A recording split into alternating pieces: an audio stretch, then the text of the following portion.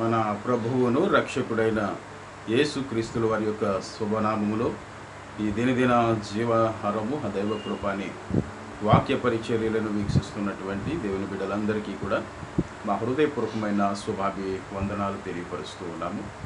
దేవుని స్వాస్థ్యము దైవ జనమ వీరందరూ కూడా ప్రభు యొక్క కృపలో క్షేమంగా ఉన్నారని తలంచు ఉన్నాము. మరి ఈ దినాన్ని కూడా ప్రభు మనకు అనుగ్రహించినందున మరి ప్రభువును మేము ఎంతగానో స్తుతిస్తూ మరి ఈ దినానికి సిద్ధపరిచినటువంటి వాక్య భాగాన్ని చదివి మనము ప్రార్థన చేసుకుని వాక్యంలోనికి సాగిపోదాం. సామెతల గ్రంథము 10వ అధ్యాయం 22వ వాక్యాన్ని చదివి మనం ప్రార్థించుకుందాం. సామెతల గ్రంథము 10వ అధ్యాయం 22వ వాక్యం. యెహోవా ఆశీర్వాదము ఐశ్వర్యమిచ్చును, నరుల కష్టము చేత ఆ ఆశీర్వాదము ఎక్కువ కాదు. ప్రార్థించుకుందాం. మా స్తుతులపై ఆసీనుడైనటువంటి మా పరమ తండ్రి, మహిమ గల రాజ, మహోన్నతుడా, ఘనత కలిగినటువంటి నామము నాయన ప్రభు మీ నామము గనుక తండ్రి ఈ ఉదయకాలం సమయమందు మాకు ఇచ్చినటువంటి కృపను బట్టి మహిమయు ఘనతయు ప్రభావములు మీ నామమునికే ఆరోపిస్తూ ఉన్నాం. ఈ దినాన్ని ప్రభు మాకు దీవించి ఆశీర్వదించండి, అనుగ్రహించండి. చదవబడినటువంటి వాక్య భాగం నుండి కొన్ని విషయాలు మేము నేర్చుకోవడానికి మీ కృప చూపమని, మీ ఆత్మ సహాయం చేయమని ప్రార్థిస్తూ ఉన్నాం. అలాగే మీకు చూస్తున్నటువంటి బిడ్డలందరినీ మీరు దీవించి ఆశీర్వదించండి. వారి ప్రతి అవసరాలను కూడా తీర్చండి, సహాయం చేయండి. ఈ భయంకరమైనటువంటి దాని విపత్తుకరమైనటువంటి పరిస్థితులలో మీ తోడు లేకుండగా ఎవరు కూడా జీవించలేరని మరొకసారి రుజువుపరుస్తూ ఉన్నారు. మీ సహాయం ద్వారా మేమందరము పోషించబడుతూ ఉన్నాము, కాపాడబడుచూ ఉన్నాము. ఇందుని బట్టి మీకే మహిమ చెల్లిస్తూ ఉన్నాం ప్రభువా. ప్రతి వారు కూడా గుర్తిరిగి మీ నామమునందు సంపూర్ణ విశ్వాసము కలిగి ఉండడానికి కృప చూపమని, అలాగే ప్రార్థనవసరతలు తెలియపరిచినటువంటి ప్రతి బిడ్డ ప్రార్థనవసరతను మీరు జ్ఞాపకం చేసుకుని మీ కృప ద్వారా ప్రభువా వారి పట్ల కార్యాలు జరిగించమని వేడుకుంటూ మహిమ మీకే ఆరోపిస్తూ యేసు క్రీస్తుల వారి యొక్క పరిశుద్ధ నామములో ప్రార్థించి వేడుకుంటున్నాం తండ్రి, ఆమేన్. చదవబడినటువంటి భాగాన్ని మరలా చదివి ఒకసారి ఆలోచన చేద్దాం కొద్దిసేపు. యెహోవా ఆశీర్వాదము ఐశ్వర్యమిచ్చును, నరుల కష్టము చేత ఆశీర్వాదము ఎక్కువ కాదు. దేవునికి స్తోత్రం కలుగునగాక. వీక్షిస్తున్నటువంటి దేవుని బిడ్డలందరికీ కూడా మరొకసారి మరి ప్రభువు పేరిట వందనాలు తెలియపరుస్తూ మేము తెలియపరిచేటువంటి విషయం ఏంటంటే, చెప్పబడుతున్నటువంటి వాక్య సందేశాలను తప్పక మీరు వీక్షించండి. వీక్షిస్తూ మీరు వాక్యానుసారమైనటువంటి జీవం కలిగి ఉండాలని తప్పనిసరిగా ప్రేమపూర్వకంగా మనవి చేసి తెలియపరుస్తూ ఉన్నాం. ఇక్కడ చదవబడినటువంటి భాగాన్ని మనం పరిశీలన చేస్తే, యెహోవా ఆశీర్వాదము ఐశ్వర్యమిచ్చును అని వ్రాయబడి. దేవునికి స్తోత్రం కలుగునుగాక. యెహోవా ఆశీర్వాదము ఐశ్వర్యమిచ్చును, అదట నరుల కష్టము చేత అది ఆశీర్వాదము ఎక్కువ కాదు అంటున్నాడు. చాలామంది ఈరోజు దేవుని బిడ్డలలో అనేక రకాల మనుషులు మనకు కనిపిస్తూ ఉన్నారు. సంఘాలలో విశ్వాసులు కూడా 2-3 గుంపులుగా 2-3 బ్యాచ్లుగా మనకు కనిపిస్తూ ఉన్నారు. ఒకరు దేవుని ఆశీర్వాదం పొందాలని పట్టుదలతో దేవుని సన్నిధికి వస్తారు. దావీదు వలె దేవుని సన్నిధిలోనట పచ్చని ఒలివ మొక్కల వలె మేము ఉండాలి అని ఆయన కోరుకుంటాడు. దావీదు గారి యొక్క ఆశ, ఎవరైనా మందిరానికి మరి వెళ్ళాలి అనే ఆశ కలిగినప్పుడు భక్తులు కీర్తనకారులు తెలియపరిచినటువంటి మాటలు ఉదయాన్ని మనం జ్ఞాపకం చేసుకున్నాం. ఎవరైనా దేవుని సన్నిధికి వెళ్దాము అని తెలియపరిచినప్పుడు వాళ్ళు ఎంతో ఆనందపడేవారట, సంతోషించేవారట.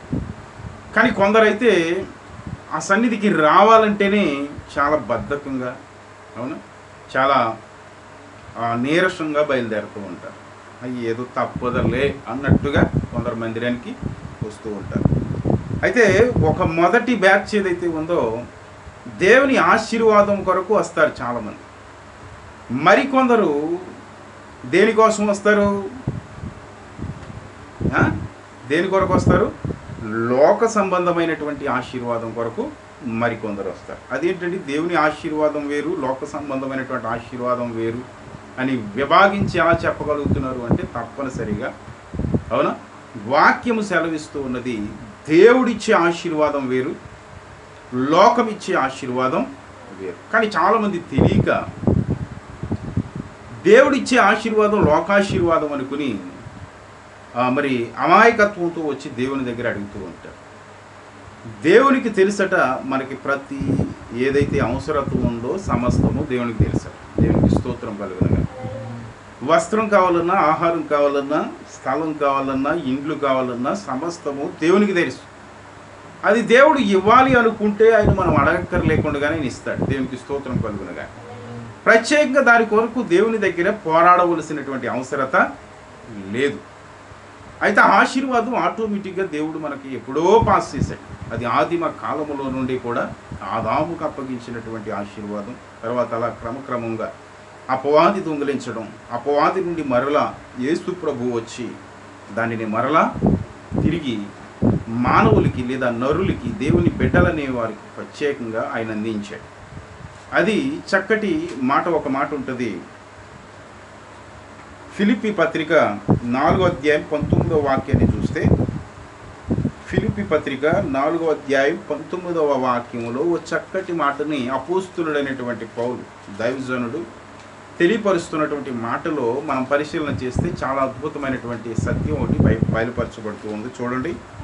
కాగా దేవుడు తన ఐశ్వర్యము చొప్పున క్రీస్తు యేసునందు మహిమలో మీ ప్రతి అవసరమును తీర్చును. దేవునికి స్తోత్రం కలుగునగాక.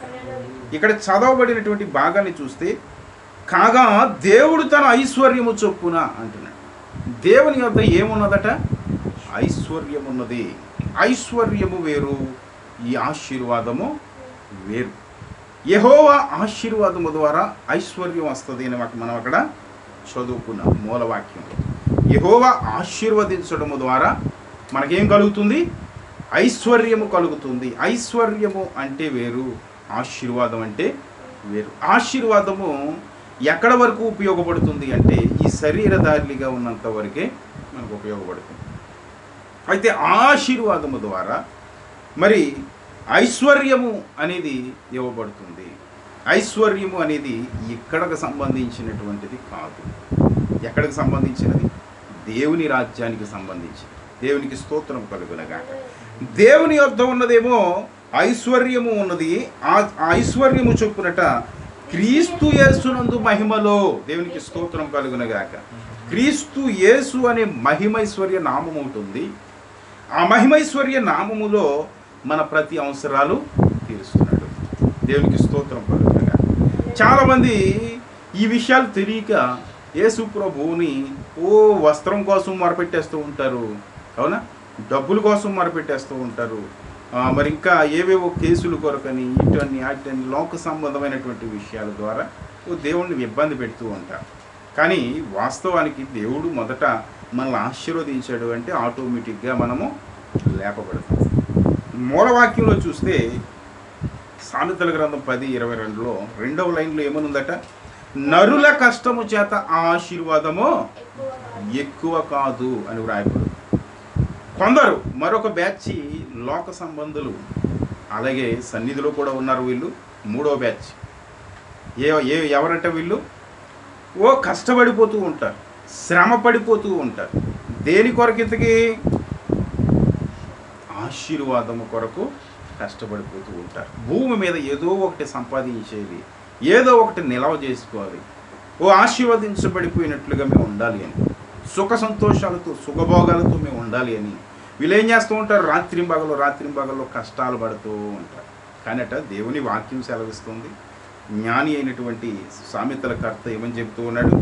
నరుల కష్టము చేత ఆ ఆశీర్వాదము ఎక్కువ కాదు ఎక్కువ కాదు. ఎక్కువ కావాలి అంటే ఎవరి మాట సెలవై ఉండాలి? పైన చదువుకున్నాం, యెహోవా ఆశీర్వాదము. దేవునికి స్తోత్రం కలుగునుగా. యెహోవా ఆశీర్వదించబడిన వారు చాలామంది ఉన్నారు. అబ్రహామునట అన్ని విషయాల్లో దేవుడు ఆశీర్వదించాడట. దేవునికి స్తోత్రం కలుగునుగా. ప్రతి విషయంలోనూ కూడా అబ్రహాముని దేవుడు ఆశీర్వదించినట్లుగా లేఖనం తెలియపరుస్తుంది.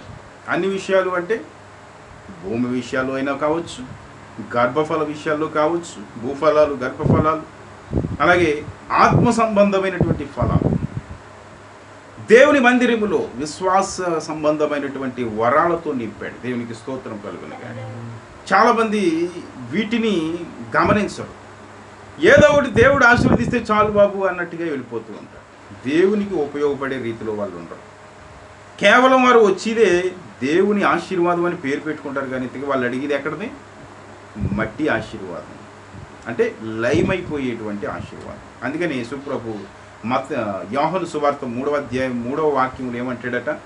క్షయమైన ఆహారము కొరకు మీరు కష్టపడకుడి, అక్షయమైన ఆహారము కొరకు కష్టపడండి అంటాడు. దేవునికి స్తోత్రం కలుగునుగా. అంటే అక్షయమైన ఆహారము దేవుడిచ్చేటువంటి ఆశీర్వాదం. క్షయమయ్యేటువంటి ఆహారం ఈ భూమి మీద సంపాదించుకునేటువంటి ఆహారం. దాని కొరకు మనం కష్టపడవలసినటువంటి అవసరత లేదు. అది ఆటోమేటిక్గా దేవుడు ఎప్పుడో ఇచ్చాడు మనకి. అది మనం ఏ విధము చేతనైనా మనము బ్రతకగలం. నీతిమంతుడు విశ్వాస మూలముగా జీవించును అని వాక్యం అంటారు. అతడు నీతిమంతుడైతే, దేవుని బిడ్డ అయితే, యథార్థవంతుడైతే తప్పనిసరిగా అతడు పనే చేయని అవసరంలా దేవుని పనిలో ఉంటే చాలు. దేవునికి స్తోత్రం కలుగునుగా. దానికి సాదృశ్యంగా మన కుటుంబం. ఆమేన్, హల్లెలూయా. అవునా? రాత్రి లెక్కలేసాం, 3 నెలల నుండి ఎలా బ్రతికాం. ఒక్కరోజు కూలి పనికి వెళ్ళలేదు, ఇటు మందిరాలు లేవు. అవునా? ఎలా పోషించబడ్డాము అని ఆలోచన చేస్తే అద్భుత రీతిలో దేవుడు మనల్ని ఆశ్చర్య రీతిలో మరి పోషించుకుంటూ వచ్చాడు. కొన్ని పనికి వెళ్ళామా? పనికి వెళ్ళాలా. మరి ఎవరైనా అప్పు ఎక్కడైనా అప్పు చేసామా? అప్పు చేయలే. రూపాయి అప్పు చేయకూడదు. 3 నెలల నుండి దేవుడు అలాగే పోషించుకుంటూ వస్తున్నాడు. ఏలియాని ఎలాగా ఆయన పోషించాడు కరువు కాలంలో విధవరాల దగ్గర, అలాగే చాలామంది కరువు కాలంలో ఎంతోమంది బిడ్డలు, దేవుని బిడ్డలు, నీతిమంతులు, దేవుని పని జరిగించేటువంటి వారు అలా పోషించబడుతూ వచ్చారు. దేవునికి స్తోత్రం కలుగునుగా. అయితే ప్రత్యేకంగా చాలామంది మనతో పాటు ఏదో ఒక పని చేసేసుకోవాలి, ఏదో ఒకటి కష్టపడాలి, కుటుంబాన్ని పోషించుకోవాలి అని రాత్రి పగలు పరుగులు తీసిన వారు లేకపోలేదు. అవునా? మనకి మాత్రం ఏ రోజుని కూడా ఒక బియ్యం గింజ కరువు కాల. దేవునికి స్తోత్రం కలుగునుగా. యథావిధిగా పని చేసుకునే వారే ఆకలి దప్పికలుగా ఉన్నారు, కానీ మనకి పని లేదు, ఏం లేదు. కానీ ఎందుకంటే మన భుజాల మీద ఏముంది? మొన్న ధ్యానించాం. మన భుజాల మీద, మన మెడల మీద ఏముందట? దేవుని కాడి ఉన్నది. దేవునికి స్తోత్రం కలుగునుగా. దేవుని పని మనకు అప్పగించాడు కనుక మన ఆకలి తీర్చడం ఆయన బాధ్యత, మన అవసరాలు తీర్చడం ఆయన బాధ్యత, మనల్ని పోషించడం ఆయన బాధ్యత. కనుకనే మనల్ని విడిచిపెట్టలేదు. అయితే మనము ఒకవేళ లోక సంబంధులుగా ఉంటే తప్పనిసరిగా మనము కరువు కాలంలో ఆకలి దప్పికలుగా ఉన్నాం. కానీ దేవుని సొత్తుగా మనం ఉన్నాం కనుక దేవుడు మనల్ని పోషించుకుంటూ వచ్చాడు. అవునా? ఎక్కడ ఏ లోటైనా వచ్చిందంటే ఎక్కడ ఏ లోటు కూడా రాలేదు. దేవునికి స్తోత్రం కలుగునుగా. లేమి అనేది గృహంలోనికి రాలేదు. లేమి అనేది, కరువు అనేది గృహంలోనికి ప్రవేశించలేదు. చాలామంది ఆహారం దొరక్క మరణించిన వారు ఉన్నారు. అప్పుల భారాలతో బాధపడుచు మరణించిన వారు ఉన్నారు. కూలి పనులు దొరక్క చాలామంది తిరుగులాడుతూ ఉన్నారు. కానీ ఈరోజు దేవుని బిడ్డలు ధైర్యంగా బ్రతుకుతూ ఉన్నారు. దేవునికి స్తోత్రం కలుగునుగా. అదే యేసు ప్రభువులో ఉన్నటువంటి ప్రత్యేకత. యేసు ప్రభువునందు విశ్వాసం ఉంచిన ప్రతి వ్యక్తి కూడా ఈ లోక సంబంధమైనటువంటి ఆశీర్వాదం పక్కన పడేయండి, కానీ దైవాశీర్వాదం ఖచ్చితంగా వారి వెంబడి ఉంటుంది. ఎక్కడ కూడా ఏ లోటు రాకుండా కాపాడే కృప దేవుడు అనుగ్రహిస్తాడు. దేవునికి స్తోత్రం కలుగునుగా. చాలామంది అనుకుంటారు నరులు, కష్టం చేసేస్తే మేము ఆశీర్వదించబడతాం. సంపాదన అంటూ వాళ్ళకి దాహమే సంపాదన. ఆ సంపాదన అంటూనే తిరుగుతూ ఉంటారు, కానీ దేవుడు సెలవు లేకుండా ఆశీర్వాదం అనేది మన మీదకి రాదు. ఎంత ప్రయాసపడినా కూడా ఆశీర్వదించబడలేము. ఎన్నిసార్లు పరుగులు పెడుతున్నా పడుతూ ఉంటాం. ఎన్నిసార్లు ఏదో ఒక వ్యాపారం చేసి సంపాదించాలనుకుంటున్నా కానీ అది నష్టమే కలుగుతుంది. దేవుడు కొందరిని కొన్ని విధాలుగా ఉపయోగించుకుంటాడు. ఒకవేళ లోకములో ఆశీర్వదించబడి ఒకవేళ ఆ పాత్ర ఆ విధంగా ఆశీర్వదించబడాలి అంటే దేవుడే ఆశీర్వదిస్తాడు, ఎవరు చెప్పనవసరం లేదు. ఒకవేళ కాదు, యోబులాగా ఈ భూమి మీద అనేకులకు మార్గదర్శకులుగా ఉండాలి, శోధనలో పరిశోధనలో అతడు ఉండాలి అంటే కొన్ని కుటుంబాలు అలా శ్రమల పోలే వెళ్తూ ఉంటారు. దేవునికి స్తోత్రం కలుగుతుంది. కానీ విడిచిపెట్టడు దేవుడు. కరువు కాలంలో కూడా విడిచిపెట్టడు, తెగుళ్ళు కాలంలో విడిచిపెట్టడు. చక్కటి పోషకుడై ఉన్నటువంటి దేవుడు. అవునా? కష్టాలలో కొన్ని కుటుంబాలు ఉంటాయి, శ్రమలలో కొన్ని కుటుంబాలు ఉంటాయి, అలాగే ఆశీర్వదించబడి సమాధానం లేనటువంటి కుటుంబాలు కొన్ని ఉన్నాయి. ఉండటానికి చాలా డబ్బు ఉంటుంది, ఆస్తంతస్తులు ఉంటాయి, కానీ కుటుంబంలో ఏముంటుంది? సమాధానం ఉండదు, శోధన ఉంటుంది. కానీ ప్రయోజనమే ఉంది. డబ్బు ఎంత ఉంటే ప్రయోజనమే ఉంది, బంగారం ఎంత ఉంటే ప్రయోజనమే ఉంది, కానీ సమాధానం ఉండదు, శాంతి ఉండదు. ఏదో ఒక కష్టం, ఏదో ఒక ఇబ్బంది, ఏదో ఒక శోధన వస్తూ ఉంటుంది. డబ్బు ఎక్కువ ఉన్న వాడికి రోగాలు ఎక్కువ వస్తాయంట, ఒక సామెత ఉంది. అవునా? ధనవంతులకే ఎక్కువ వస్తూ ఉంటాయండి. నిజానికి మరలా పేదవారికి కూడా వస్తూ ఉంటాయి, కానీ ఆటోమేటిక్గా పేదవాడు బాగుతూ ఉంటాడు. కానీ ధనవంతుడు ఎంత డబ్బు ఖర్చు పెట్టినా వ్యర్థమైపోతూ ఉంటుంది ఒకసారి. అలాగే డబ్బు ఉన్నవాడు ఖర్చు పెట్టుకుని కనీసం కొద్ది రోజులు ముందుకెళ్దామని ప్రయత్నం చేస్తూ ఉంటాడు, కానీ వాడి చేతిలో ఉన్నది కాలయ్యే వరకు దేవుడు ఆ రోగాన్ని అలా ఉంచుతాడు. ఎప్పుడైనా సరే మనం గమనించుకోవాలి, లోకస్తులను చూసి మనం నేర్చుకోవాలి. దేవుని యొద్ద ఉంటే మనం ఎలా ఉన్నాము, దేవుని యొద్ద లేనిటువంటి కుటుంబాలు ఎలా ఉన్నాయి అనేది ఆలోచన చేసుకోవాలి. ఇక్కడ మనం చదవబడినటువంటి భాగాన్ని చూస్తే దేవుని ఆశీర్వాదము ఐశ్వర్యాన్ని ఇస్తుంది. ఐశ్వర్యం అంటే తరిగేది కాదు, దేవునికి స్తోత్రం కలుగునగా. ఆత్మ సంబంధమైనటువంటి ఆశీర్వాదం, అది యేసు ప్రభు నామమును బట్టి మహిమ గల ఐశ్వర్యం ఇస్తాడు. ఇక్కడ మనము లేమి లేకుండా, కరువులు లేకుండా బ్రతకగలము. తర్వాత ఒక రోజు దేవుని దగ్గరికి వెళ్తే మనకు ఒక ఐశ్వర్యాన్ని ఆయన అప్పగిస్తాడు, ఒక కిట్ ఇస్తాడు మనకి. దేవుడు ఒక గిఫ్ట్ ఇస్తాడు అనమాట. ఇప్పుడు దాంట్లో ఉంటుంది నీ నెత్తి మీద జీవ కిరీటం. అవునా? జీవ కిరీటం నెత్తి మీద, శిరస్సు మీద పెట్టి చక్కగా మహిమ గల వస్త్రం, తెల్లటి వస్త్రాలు, ఆభరణాలు, నిత్య జీవపు ప్రవేశం, ఇవన్నీ కూడా ఒక కిట్టు రూపంలో మీకు ఇస్తాడు. దేవునికి స్తోత్రం కలుగునుగా. అదే దేవుని యొక్క ఆశీర్వాదం, దేవుని యొక్క ఐశ్వర్యం. యాకోబు జీవితాన్ని ఆలోచన చేస్తే క్లుప్తంగా చిన్న మాట చూద్దాం. ఆదికాండము 32వ అధ్యాయం 26వ వాక్యం నుండి 30వ వాక్యం వరకు చదవాలి. అయితే దైవచిత్తమైతే 2 మాటలు మనం ధ్యానించి త్వరగా మనం ముందు ముగించుకోవడానికి ప్రయత్నం చేద్దాము. ఆశీర్వాదం విషయంలో మనం చాలా జాగ్రత్తగా ఆలోచన చేయాలి. 32వ అధ్యాయం దగ్గర చూడండి,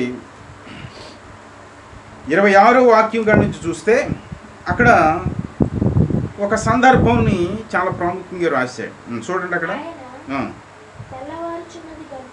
25 నుంచి అడగండి. తాను అతను గెలవకుండుట చూచి తోడగూటి మీద అతన్ని కొట్టెను. అప్పుడు అతడు ఆయనతో పెనుగులాడుట వలన యాకోబు తొడగూడు వసిలేను.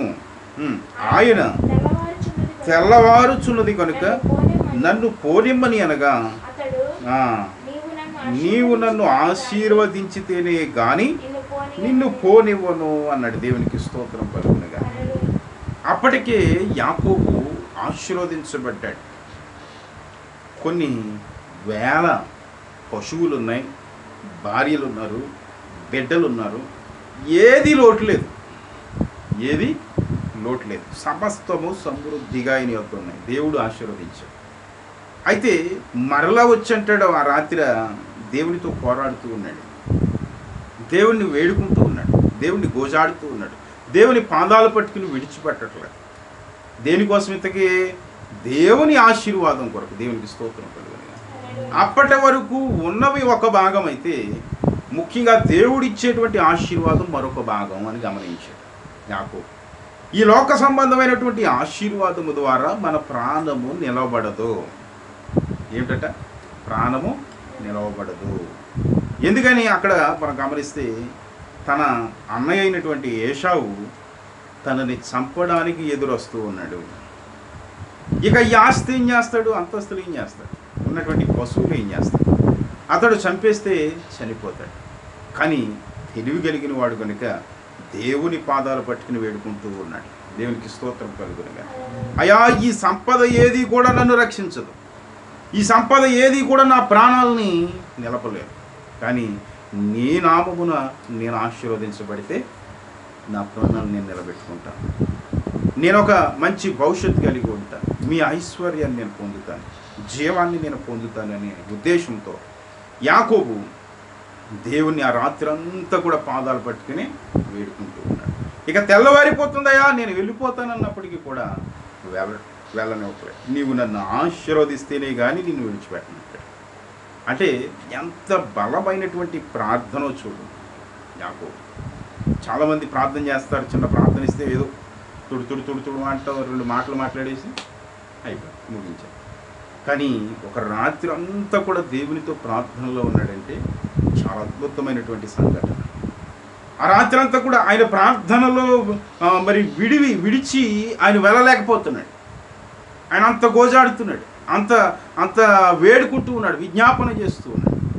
కనుకనే దేవుని ఆశీర్వాదం అతనికి అనుగ్రహించబడి అంటాడు, నీవు ఇక్కడ నుండి యాకోబు అని పిలువబడవు. ఆ కింద భాగంలో ఉంటుంది చూసారా,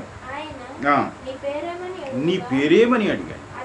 అతడు యాకోబు అని చెప్పాడు.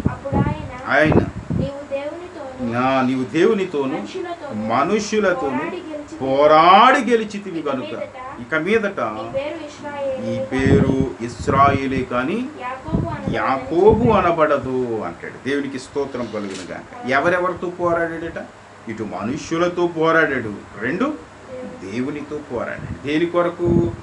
ఆశీర్వాదం కొరకు. మనుషులతో ఎవరితో పోరాడాడు అంటే అతడి మామతో పోరాడాడు. అతని మామ దొంగ బుద్ధితోటి ఇతడి ఆశీర్వాదాన్ని దోచేసుకోవాలనుకున్నాడు. ఇతడు కష్టార్జితాన్ని కాజేయాలనుకున్నాడు. అలాగే మోసగించి 7 సంవత్సరాలు అలా 14 సంవత్సరాలు పాలిరితనం చేయించుకున్నాడు. ఇక అలా మొత్తం మీద ఇబ్బందులు కలిగించాడు. అయినప్పటికీ కూడా ఆ మనుష్యులతో పోరాడి తన ఆశీర్వాదాన్ని పొందుకున్నాడు. ఇక రెండవదిగా దేవుని ఆశీర్వాదం పొందుకోవాలి అంటే అది కూడా సింపుల్గా వచ్చేసేది కాదు. ఎలాగంటే దేవుని ఆశీర్వాదం పొందుకోవాలి అంటే రాత్రి అంతా కూడా గోజాడాలి. ఇక మనుషుల ఆశీర్వాదం ఆల్రెడీ అక్కడ ఉంది, అంటే లోక సంబంధమైనటువంటి ఆశీర్వాదం అక్కడ ఉంది. ఇక రెండవదిగా దేవుని ఆశీర్వాదము అనగా ఐశ్వర్యము కొరకు, నిత్య జీవము కొరకు, నిలువరమైనటువంటి ఆశీర్వాదం కొరకు, అక్షయమైనటువంటి ఆశీర్వాదం కొరకు ఏం చేశాడు? రాత్రి అంతా కూడా దేవునితో పోరాడాడు. చివరికి ఒక స్వాస్థ్యాన్ని ఇచ్చాడు. దేవునికి స్తోత్రం కలుగును. యాకోబు అంటే అర్థం ఏమిటట? మోసగాడు అని అర్థం. అవునా? యాకోబు అంటే మోసగాడు అని అర్థం. ఈ మోసగాడిని ఎవరిగా మార్చేశాడు? ఇశ్రాయేలు అని మార్చేశాడు. ఇశ్రాయేలు అంటే ఏంటి? పోరాడువాడు. దేవునికి స్తోత్రం కలుగునుగా. పోరాడువాడు, అవునా, ప్రార్థించేవాడు. ఒక దేశాన్ని ఇచ్చాడు, ఒక స్వాస్థ్యాన్ని ఇచ్చేశాడు. ఇజ్రాయిల్ దేశం ఈరోజు ఒక్క రాత్రి చేసినటువంటి ప్రార్థన, దేవుడిచ్చినటువంటి ఆశీర్వాదము ఈరోజు వరకు అలాగే ఉందంటే అది ఐశ్వర్యం. అంటే దేవునికి స్తోత్రం కలుగుతుంది. ఈరోజు కలిగి రేపు వెళ్ళిపోయేది కాదు ఆశీర్వాదం అంటే. దేవుని ఆశీర్వాదం అంటే ఈరోజు 100 రూపాయలు వస్తుంది, రేపుడికి మళ్ళా 100 ఉండదు. ఇక దేవుడు ఆశీర్వదించాడని నువ్వు దాన్ని ముద్దులెట్టేస్తారు చాలామంది. మొన్న పాస్టర్స్కి మీటింగ్ అయిన తర్వాత ఒక్కొక్క 100 రూపాయలు ఇచ్చారు, కానుక పెట్టారు. ఓ పాస్టర్ గారిని నేను చూస్తున్నాను, బయటకు వచ్చి బైబిల్ వేసి చదువుకుంటున్నాను నేను. ఓ పాస్టర్ గారు ఆ జేబు నుంచి బండి దగ్గరికి వచ్చిన తర్వాత ఇలా తీసుకున్నాడు 100, ఇలా తీసుకుని ఇలానికి జోబులు పెట్టుకుంటున్నారు ఆయన. మరి ఇంక ఏం వాక్యం బోధిస్తూ ఉన్నాడు అతడు? సేవకుడై ఉండి కొన్ని ఏమన్నా నాకులాగా చిన్న వయసు, ఆయన వయసు 70 సంవత్సరాలు ఉంటాయి. దేవునికి స్తోత్రం పలుకునిగా. ఈ 70 సంవత్సరాలు ఏం పరిచర్య చేశాడు ఆయన? ఒక 100 రూపాయల నోటును నువ్వు ముద్దు పెడుతున్నావు అంటే అది ఎంత పాపమై ఉందో. దేవునికి స్తోత్రం పలుకునిగా. ధనానికి ముద్దు పెట్టడం ఏంటి? పిచ్చోడు కాకపోతే. అవునా? డబ్బుకి ముద్దు పెట్టవలసిన అవసరత లేదు. చాలామంది అన్యులు జేబులోంచి రూపాయి పడిపోయింది అనుకో, దాన్ని తీసుకుని ఇలాగా కళ్ళు కత్తుకుంటారు. ఎందుకంటే వాళ్ళకి ధనము ధనలక్ష్మి కనుక వాళ్ళకి. అవునా? ధనం అట ధనలక్ష్మి ఇస్తుందట వాళ్ళ రూపంలో. వాళ్ళ మనం కించపరచాలని కాదు, వాళ్ళ భక్తి అది. కానీ మనకి ధనం ఇచ్చేవాడైనా ఏది ఇచ్చేవాడైనా సరే ఎవరంట? యేసుక్రీస్తు మాత్రమే. దేవునికి స్తోత్రం కలుగుతుంది. తండ్రి అయిన దేవుడు మాత్రమే. కనుక మనం కృతజ్ఞత ఎవరికి చెప్పాలి?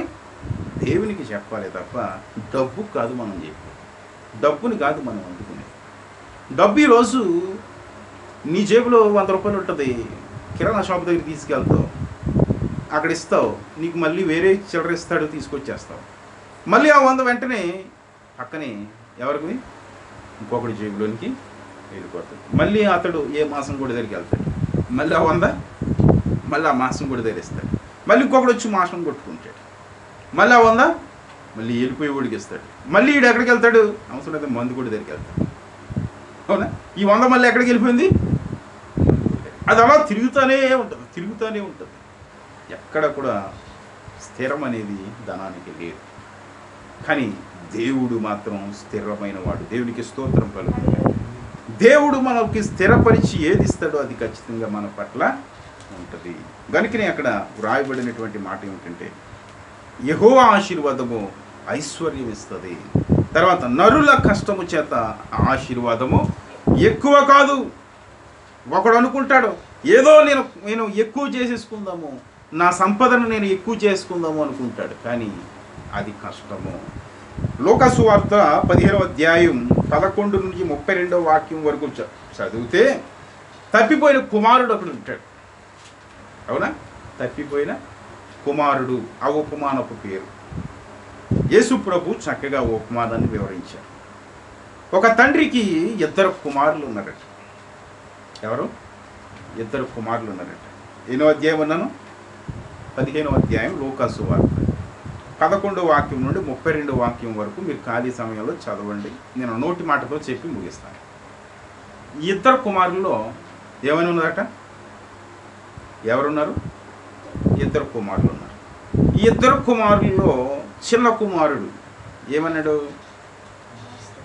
నా ఆస్తి నాకు ఇచ్చి నేను బయటికి వెళ్ళిపోయి బ్రతుకుతాను, వేరే బ్రతుకుతాను, ఎక్కడో బ్రతుకుతాను అని చెప్తే వారి పాపం వారికి రావాల్సినటువంటి ఆ ఆస్తిని వాటాని ఇచ్చేశారు. ఇచ్చేస్తే అది దేవుడు తండ్రిని ఆశీర్వదించి ఇచ్చినటువంటి సంపద. అయితే తండ్రి కుమారులకి ఇచ్చారు. ఇస్తే పెద్ద కుమారుడు ఎక్కడున్నాడు? కుటుంబంలోనే ఉన్నాడు. అది చిన్న కుమారుడు ఏం చేశాడు? వచ్చినటువంటి 1,00,000 2,00,000 జేబులు వేసుకుని వెళ్ళిపోయి ఎక్కడెక్కడో బ్రతికాడు. ఎలా బ్రతికాడట? దుర్వ్యాపారాలు చేశాడట, వ్యభిచారులతో తిరిగాడట, జోదగాళ్లతో ఆటలాడాడట, గుండాటలు, పేకాటలు, వ్యభిచారం, త్రాగుబోతులతో సహవాసం, వ్యసనాలతో గురైపోయి చివరికి ఏమైపోయాడు? 1 సంవత్సరం 2 సంవత్సరాల లోపలనే ఉన్నటువంటి అమౌంట్ అంతా కూడా ఏమైపోయింది? అయిపోయింది. ఆస్తులన్నీ అయిపోయింది. చివరికి తీసుకువెళ్ళినటువంటి బండి కూడా అమ్మేసుకున్నాడు. సమస్తాన్ని కూడా చేజార్చుకున్నాడు. ఇక చివరికి ఎలా ఉన్నాడంటే కట్టుబట్టలతో ఉండి చివరికి ఏ పనైనా దొరుకుద్దేమో అని వెతికి అడిగితే ఎవరు కూడా పని ఇవ్వట్లేదు. కొందరికి పని ఇవ్వరు. అవునా? అయితే అడిగా ఒక్క యజమానుడు దొరికాడు. ఎవడట? పందులను మేపే యజమానుడు దొరికాడు. దేవునికి స్తోత్రం కలుగునగా. ఇక్కడ తండ్రి ఏమో ఒక యజమానుడై ఉన్నాడు.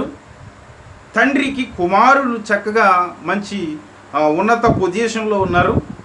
కానీ చివరికి వీడు పాడు చేసుకుని ఆ తండ్రి యొద్ద నుండి లేకుండా బయటికి వెళ్ళినందుకు ఏ యజమానుడికి దాసుడయ్యాడు? పందులను మేపే యజమానుడికి దాసుడయ్యాడు. ఈ పందులను మేపే యజమానుడు ఎవడనుకుంటున్నారు? సాతానుడు. దేవునికి స్తోత్రం కలుగునగా. ఈ పందులు లోకస్తులు. ఈ పందులు మేపేవాడు కూడా లోక సంబంధుడే. అర్థమైందా? ఈ పందులను మేపేవాడు కూడా లోక సంబంధి. అయితే ఈ పందుల దగ్గర వీడిని కాపలా పెడితే కనీసం ఈ పని చేస్తూ ఉన్నాడు కదా, కనీసం 100-50 జేబులో పెట్టి వెళ్దాము, కనీసం వీడికి ఎంతో కొంత ఆహారం ఇద్దామని ఆలోచన వాడికి లేదు. వాడు పని చేయించేసుకుని జీతం దొంగిలించేటువంటి వాడు, పని చేయించేసుకుని జీతం దొంగిలించేసేవాడు. ఆఖరిని ప్రతిఫలం ఏమీ చూపించడు. నష్టం, కష్టం, లాభం ఇటువంటిది ఉంటుంది. లాభం అనేది ఉండదు, నష్టము కష్టం అనేది ఉంటుంది తప్ప వాడి దగ్గర. అవునా? చివరి కొద్దిలోకి ఏమీ ఉండదు వాడి దగ్గర. చాలామంది ఈరోజు దేవుని యొద్ద నుండి సాతానునికి సొత్తుగా వెళ్ళిపోతూ ఉన్నారు. ఎందుకని? ఏదో బ్రతికేద్దాం, ఉద్ధరించేద్దాం అంట. దేవుని దగ్గర ఉంటే శ్రమలు వచ్చేస్తున్నాయి, కష్టాలు వచ్చేస్తున్నాయి. తండ్రి దగ్గర ఉంటే తండ్రి నన్ను ఇష్టానుసారంగా బ్రతకనివ్వట్లేదు, నేను ఎంజాయ్ చేసుకుందాం అంటే ఎంజాయ్ చేయనివ్వట్లేదు అని ఒక దురుద్దేశంతో తండ్రి నుండి దూరం అయిపోయాడు వీడు. అవునా? తండ్రి ఇంతకీ సమయాన్ని, క్రమాన్ని అంతటిని కూడా నేర్పిస్తూ ఈ విధంగా ఉండాలి, ఆ విధంగా ఉండాలని క్రమం పాటించి తీసుకువెళ్తూ ఉంటాడు. అందుకు క్షేమంగా ఉన్నాడు వాడు ఇంతకాలం. చక్కగా బట్ట కావాలితే బట్ట, ఏదైతే కావాలితే ఆహారం కావాలితే ఆహారం, బయటికి వెళ్తుంటే డబ్బులు కావాలితే డబ్బులు, ఇవన్నీ ఇచ్చి చక్కగానే బాగు చేసుకుంటూ వచ్చాడు. కానీ చివరికి పెద్దవాడు అయిన తర్వాత ఏమయ్యాడు? తండ్రి మీదే తిరుగుబాటు చేసి వీడు బయటికి వెళ్ళాడు. బయటికి వెళ్ళిపోయి ఉద్ధరించింది ఏమనుందా? చివరికి పందులు యొద్ద కాపరిగా ఉన్నాడు. పందులకి కాపరి అయ్యాడు. చివరికి ఆ పందులు ఏం చేస్తున్నాయి? పందులు ఎక్కడ ఉంటాయి? బురదలు దొరుకుతాయి కదా. ఆ పందులు గట్ట తౌడు ఇవన్నీ కూడా వేస్తారు కదా. వీడికి యజమానుడు అన్నం పెట్టకపోతే ఆకలేసి ఏం తినడానికి సిద్ధపడ్డాడు? పందుల యొక్క పొట్టు తినడానికి సిద్ధపడ్డాడు. ఆ తౌడు నీళ్ళు తాగేస్తానికి సిద్ధపడ్డాడు. అయితే అది కూడా తిననివ్వకుండా ఈ పందులు ఏం చేసినాయట? బయటికి నెట్టి వేసినాయట. లోకస్తులు జాలి, కనికరం ఏమీ కూడా ఉండదు. సాతానుడికి అస్సలే ఉండదు. అంటే సాతాను యొక్క సంబంధులు లోకస్తులు, ఈ పంది స్వభావం కలిగిన వాడు. వీళ్ళు ఏం చేస్తారంటే కనికరం అనేది ఉండదు. కనీసం వాడు భోజనం చేద్దామనే ప్రయత్నం చేసినా, కనీసం అది తిని గడుపుదామని చూసినా ఈ పందులు దాన్ని కూడా ఇవ్వలేదు. అటు యజమానుడు ఉపయోగపడలేదు, ఇటు పందులు కూడా ఉపయోగపడలేదు. చివరికి వీడు ఏమైపోయాడట? ఆ పందులు చింపేసిన బట్టలతోటి, మురుకు గొడ్డలతోటి చివరికి ఒక బుద్ధి తెచ్చుకున్నాడట. అక్కడ అప్పుడు వచ్చిందట బుద్ధి వచ్చి, అయ్యో నా తండ్రి దగ్గర రోజుకి 50-60 మంది పని చేస్తారు, వందలాది మంది పని చేస్తారు, కనీసం వాళ్ళందరికీ కూడా భోజన సదుపాయాలన్నీ కూడా చేస్తాడు నా తండ్రి. వాళ్ళతో పాటు నేను వెళ్ళి కూర్చుని తింటే నన్ను ఎవడు కాదంటాడు. అవునా? కనీసం వాళ్ళతో పాటు నేను పని చేసి చక్కగా కూలి పని చేసి ఆ తండ్రికి సహకారిగా ఉంటూ కనీసం పెట్టెక్కుని మెతుకులు తింటే సరిపోద్ది కదా అనే ఆలోచనతో వచ్చాడు. అంటే తాను తగ్గించుకున్నాడు. దేవునికి స్తోత్రం కలుగుతుంది. ఆ తగ్గించుకోవటం దేవుడు ఇష్టపడ్డాడు. మరలా తిరిగి వచ్చిన తర్వాత తన యొక్క పరిస్థితిని అంతటినీ చూసి తండ్రి ఏం చేశాడు?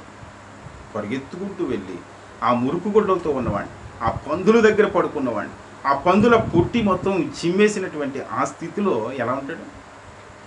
కంపు కొడతాడు. అవునా? ఎప్పుడైనా వెళ్ళారు అసలు పందుల దగ్గరికి వెళ్ళారా?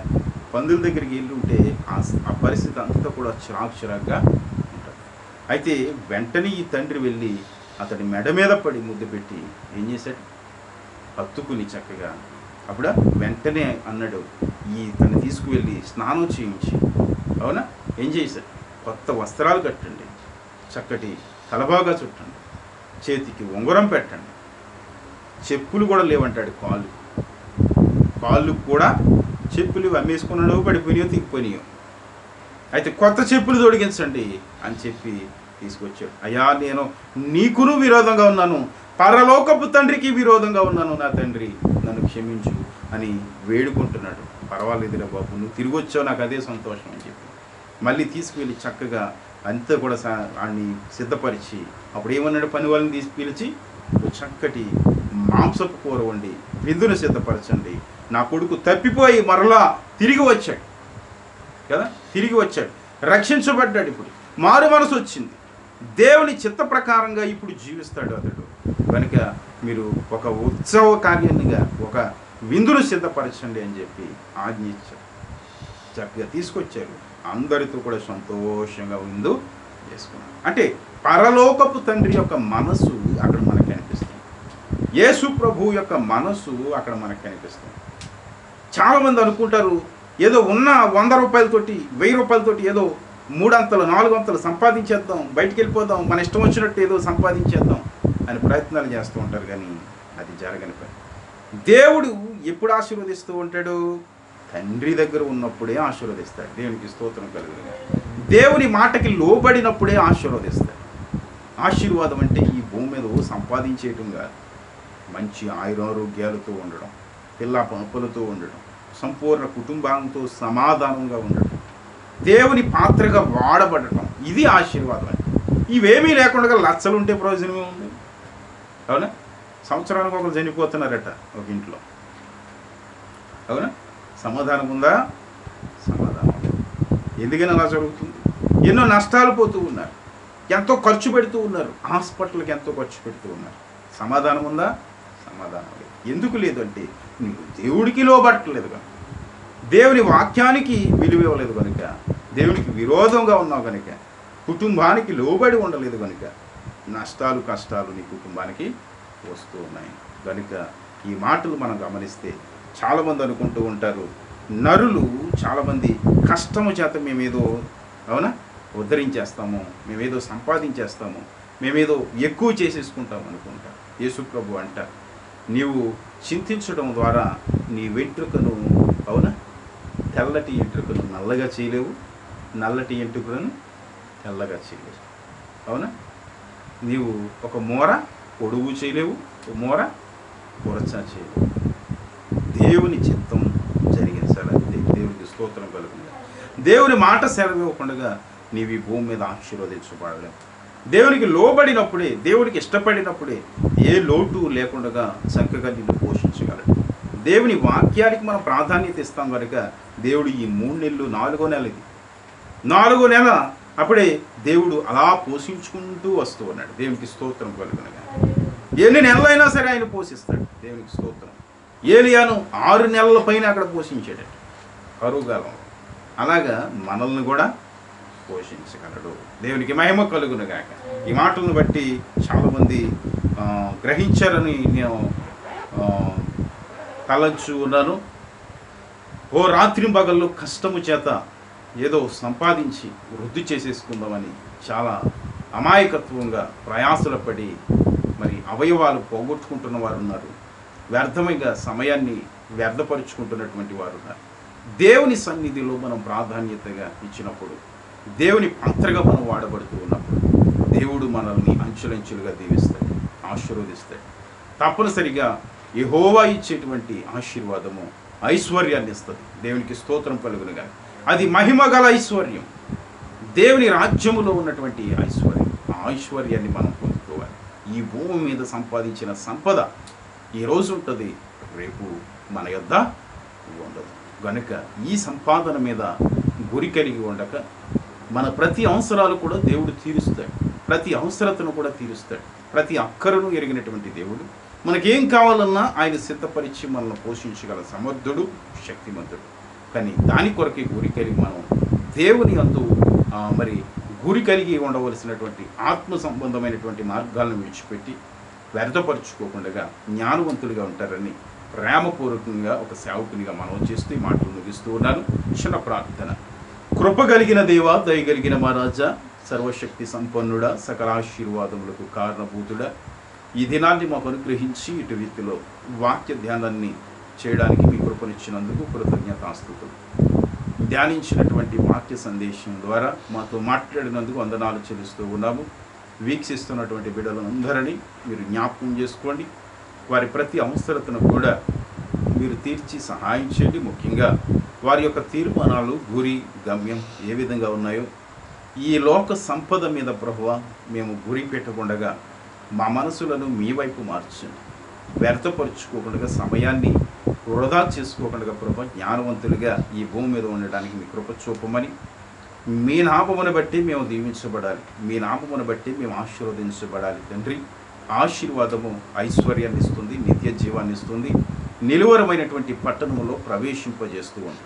కనుక మీ యొక్క నిలువరమైనటువంటి ఆశీర్వాదం, శాశ్వతమైనటువంటి ఆశీర్వాదం మాకు అనుగ్రహించి బలపరచమని ప్రతి అవసరతను కూడా తీర్చమని యేసు క్రీస్తు పరిశుద్ధ నామములో ప్రార్థించి పొంది ఉన్నాం మా పరమ ఆమేన్. ప్రియ దేవుని స్వాస్థ్యమ దైవ జనమ, మరి యూట్యూబ్ ఛానల్ కూడా మీరు తప్పనిసరిగా సబ్స్క్రైబ్ చేయండి. ఇంతవరకు మరి ఎవరైతే చేయలేదో వారు తప్పనిసరిగా చేసి ఈ వాక్య పరిచర్యలు మీ సాహసంలో ఉన్నటువంటి బిడ్డలందరికీ కూడా మరి షేర్ చేయండి, పంపించండి. జత పని వారిగా మీరు ఉండండి. దేవుని ఆశీర్వాదము మీ అందరికీ కూడా సమృద్ధిగా ప్రభు అనుగ్రహిస్తాడు. మనందరినీ కూడా దేవుడు దీవించి ఆశీర్వదించాడు. ఆమేన్.